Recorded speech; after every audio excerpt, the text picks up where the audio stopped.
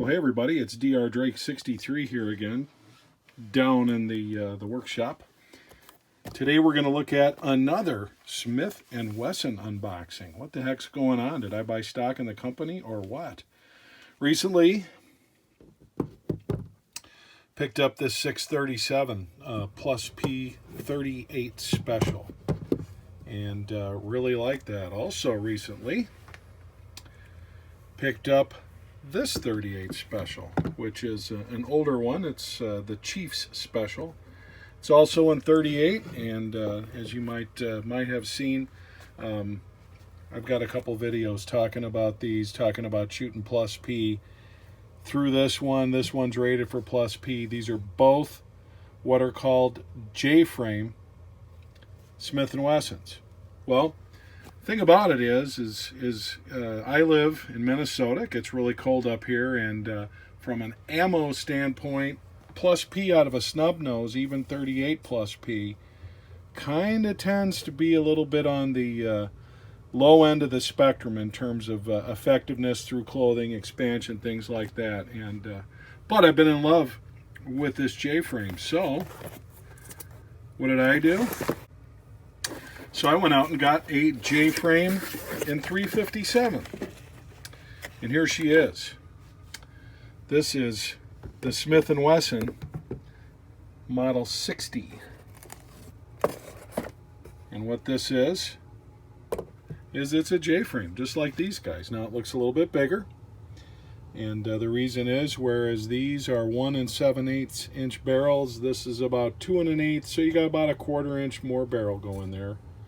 And the grip's a bit deeper. So if you want to do a comparison side by side, you can see you've got some more grip coming down here. Now I could interchange. This is a round butt J-frame, so I could interchange these two grips if I wanted to, but I don't want to. I want a little bit of extra beef shooting this 357 Magnum. And as you can see, she's all nice and shiny, going a little bit against my preference aesthetically, and my preference aesthetically is I love blued revolvers. There's no question about it. But here's the difference, and especially in something that's going to be a pocket holster, I need something that's not going to show wear over time. I guess it doesn't matter if it shows wear, but that's my preference for it not to. And no matter what I do, if I am going to have this in and out of the holster every day, it's going to lose its luster. It's going to get wear marks here on the barrel, so forth and so on, which you just don't get with a stainless job. So absolutely have a little thing going now with these shorter barrel, these snub nose, but concerned a little bit from a carry standpoint about effectiveness. So here you go.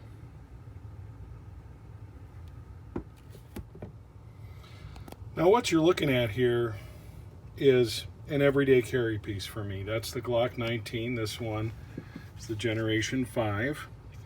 And it doesn't have finger grooves, and it has a vastly improved trigger to all the Glocks I've had prior to this. So I'll just throw that out there. I love this firearm. I love how flat it is for in the waistband concealed carry. To me, this is the perfect firearm. And 9mm in plus P is a darn good round. Okay, so I don't have any qualms about that. What I'd like to carry is this guy right here. But the size of this guy is going to certainly prohibit in the waistband carry. There's no question that 357 is a vastly superior round to 9mm. Nobody's going to argue that. However, you got 6 rounds here, and you can't conceal this. So there is that. Told you about my concerns with the 38. Great little gun, no question about it. I think these are cool, especially in summertime or any time that you need something maybe as a backup. I have absolutely no problem with this round, but I have to be honest, I just don't think it's an effective conceal round due to expansion. I mean, you're talking about out of something like this with 38 special, even plus P rounds, you're maybe going to get somewhere between 800 and 900 feet per second, okay, or less, okay. You're going to get over 1,200 feet per second here, and then you get into the 357s. Now you're talking about feet per second, you know, with a projectile up to 158 range, you're talking about getting up into the 1,1400 or higher feet per second, and that's where it's at in terms of expansion.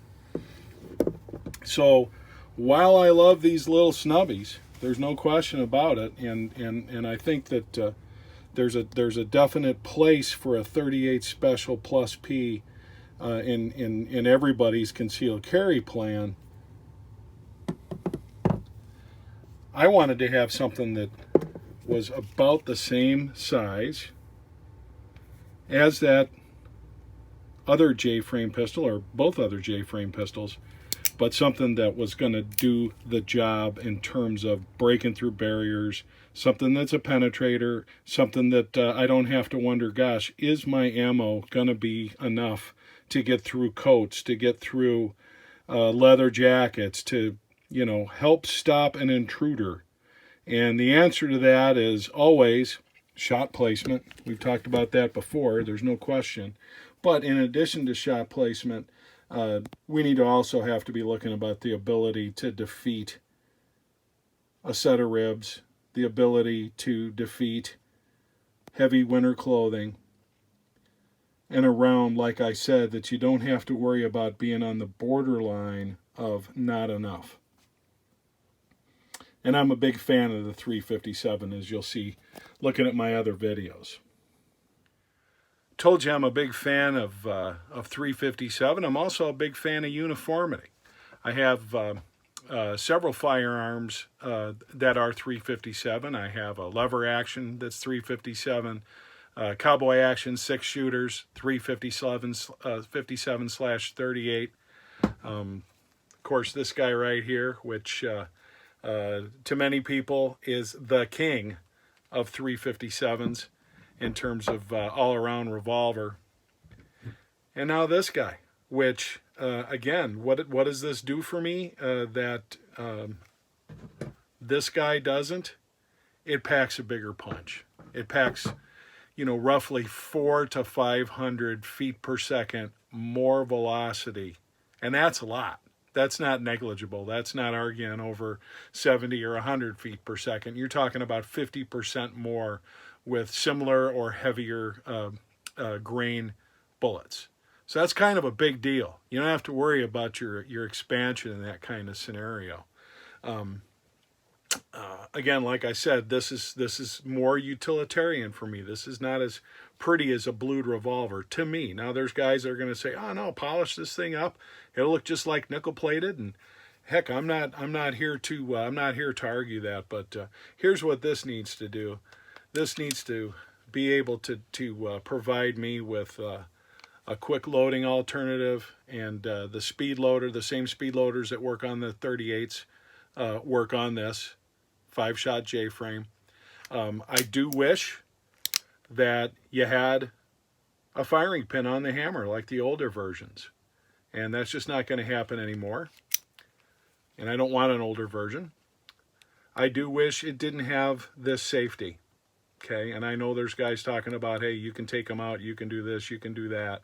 I haven't heard about guns malfunctioning because of these. I'm never going to engage it.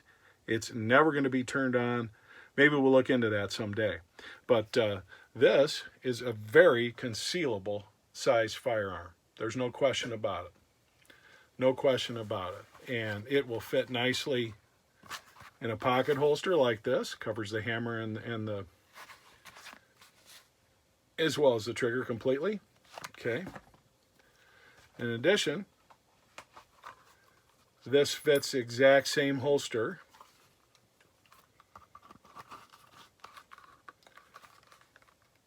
that my other 2 J-frames fit.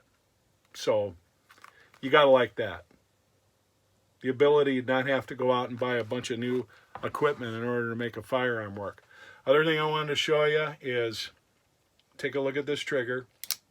Here's single action, and this is just nothing, okay? In double action, here's how it stages. Let's slow that down a little bit for you.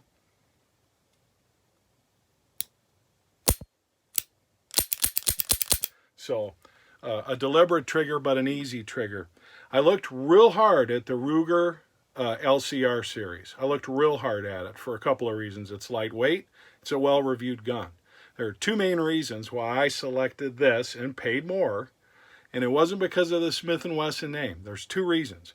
One is this has a much better trigger, in my opinion. In terms of right out of the box, this trigger's ready to go. The other reason is, and this is less of a functional reason and more of a simply aesthetic reason, I think that Ruger LCR is about the ugliest handgun that's ever been invented. I don't know, some people might say comes in a close second to the Glock, but at least to me the Glock is just so utilitarian, plain, simple lines, and it does what it's designed to do, which is it functions great and it conceals so nice and flat. In fact, if you want to look at these two firearms, there's no question that you've got a slimmer profile with the Glock and most other semi-loaders than you do with any revolver type of firearm. There's no question. The difference is this will fit in your pocket, this won't, okay? And we're not going to get into the Glock 43 and all that stuff. Had them, they're okay, but I don't like pocket semi-auto loaders, okay? So philosophy of use with this guy can become an everyday carry gun in lieu of the Glock because of the 357 round. Whereas I'm hesitant with 38 Special to do that same thing because it just really, it's not even as powerful as a 9mm, okay? 9mm plus P's come a long way, and I can get bullets like these Spears that do what I want them to do, and I'm comfortable with expansion and everything they can do, and I really like having 15+1 in a firearm like that. There's no question. And you are only talking 5 rounds here. So when people talk about, hey, which do I get, a semi-auto loader or a revolver, you have to first ask yourself that question, you know, how important is capacity? Because this is going to win every time. How important is in the waistband concealability? I'll call it about a tie, just depending on your build and what kind of clothing you're going to wear. This does have a slightly smaller profile, except in this dimension, on the width dimension, okay? The thing about it is, and this is something that people, you know, I think need to take good note of, you don't typically see a lot of confrontations that involve more than 3 or 4 shots, okay? So there is that, okay? And civilian involved shootings. I'm not talking about if the stuff hits the fan that they talk about or whatever, if you're being attacked by a far superior number. Hey, guess what? If you're being attacked by a well-armed far superior number, you're going down anyway, which is just the sad truth. So, and the older you get, the more that becomes the truth. I can't do somersaults with my AR and pop up firing at people. It's just not going to happen. And every year that I go along, it's going to be less likely to happen. You younger guys, you should hope to live long enough so that you have these problems. If I'm going to use a firearm for self-defense, the likelihood of that being a pistol far outweighs the likelihood of that being a rifle at any time. It really does. Home defense may be a little bit different situation, but I'm a guy that gets out and about. I go downtown. I go to some parts of town sometimes for work, which aren't the best, and you can't really carry a rifle with you. And I don't like the idea of leaving something in my car like that either. So the older I get, the more I realize is that something like this is more than likely what's going to save my bacon. Dimensionally, you can see this is an L frame. This is a J frame. Okay, so just in terms of the overall thickness, the weight, the construction, This is just a heavier, more solid frame. This is a 6-shot cylinder. This is a 5-shot cylinder, like these little guys over here. Which you can see just in terms of the size of the grip, the size of the frame relative to everything else, the barrel. Not tons and tons of difference, but just enough.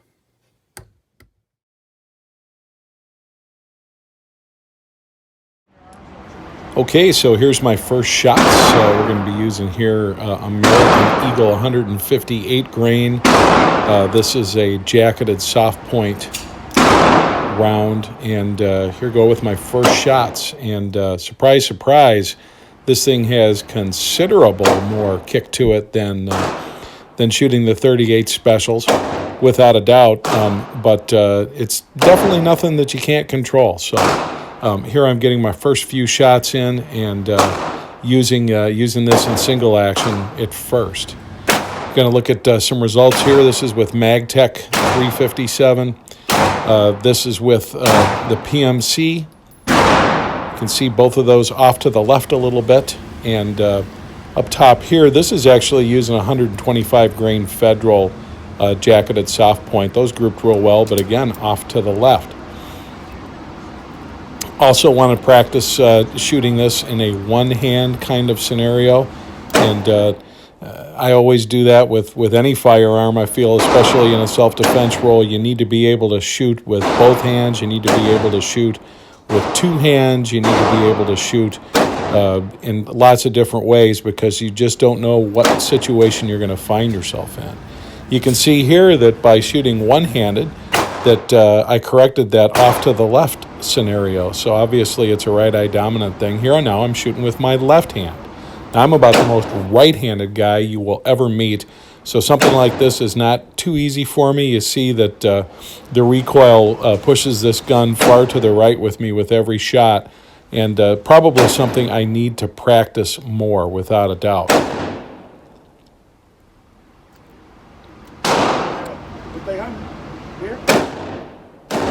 Also, if you're going to carry for self-defense, it's so important that you do practice rapid fire. I can't emphasize that enough. If the only time you ever rapid fire your gun is in a self-defense situation, you're going to be in big trouble. It's something that requires practice.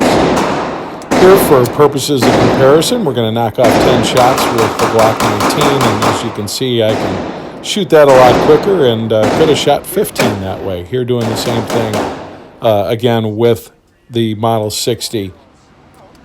Looking at this Glock target with some rapid fire, I've got thousands of rounds through that versus my first shots with the Model 60 today.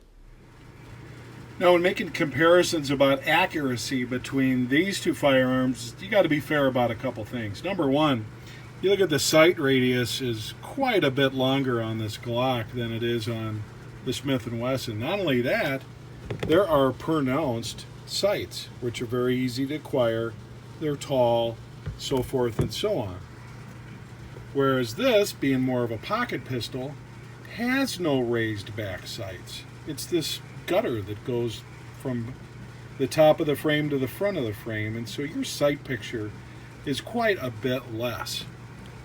The next thing is you're talking about a 2-inch barrel versus one that's about twice as long inside of here. And then let's talk about ammo. You want to know which one's more powerful? You want to know which one's gonna kick harder? You don't have to look far. These are both basically the same caliber in terms of the bullet diameter. This one here has 158 grain projectile. This one has 124 grain projectile. And then you're looking at almost twice as much case length in terms of powder. So we're not trying to make an apples-to-apples comparison between these two rounds.